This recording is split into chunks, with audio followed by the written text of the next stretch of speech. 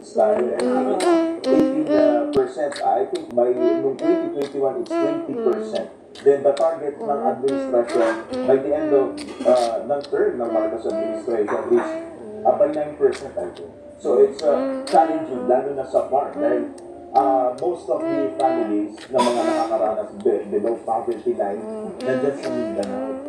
Yan yung mga napapabayaan. Kaya maganda talaga kung ma-explore yung mga possibility na investments na nababanggit natin, no?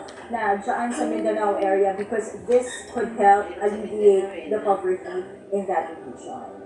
Marami pang mga issues sa tatakal ang Pangulo. Ito, actually, medyo mahaba rin yung kanyang ibigay na oras sa kanyang talumpati, yung tungkol sa edukasyon.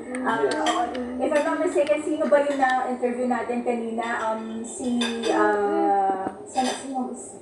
Pia Cayetano ba?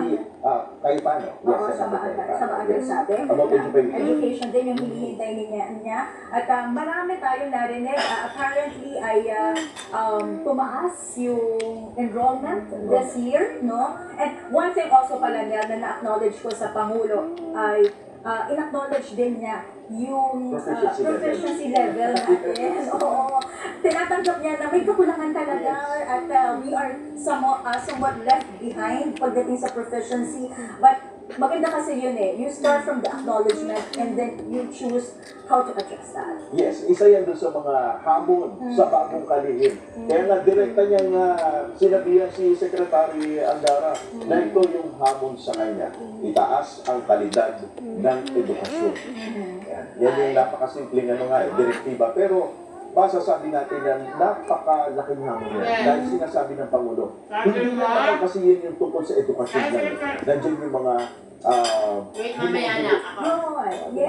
foundation ng education. Oo. Kasi parang kahit yan, sa kanila nagagaling ang kaalaman ng ating mga mag-aaral. Maganda yung sinabi ng Pangulo tungkol sa mga guro.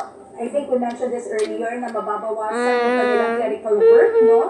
Magkakaroon ng mga tao to do the clerical work at magkakaroon pa sila ng additional allowance starting next year para doon sa mga gastos ng mga guro. So, maganda to. Even yung may nabanggit ang Pangulo sa career progression para maganda yung sinabi niya, walang magre-retiro na level 1 teacher sa ating bansa. So, these are very good updates or plans from the President na makakataas po sa moral ng ating mga. Meron pa yung pagtataas ng sahod, may nabanggit siya. Sa 4 na tranche, may mangyayaring pagtataas ng sahod. So medyo itatanong natin yan sa mga sekretary mo dyan sa salary. Samantala, humingi muna tayo ng update dyan sa Batasang Pambansa. Mula sa ating kasama na si Hardin Delgado. Magandang hapon, Hardin.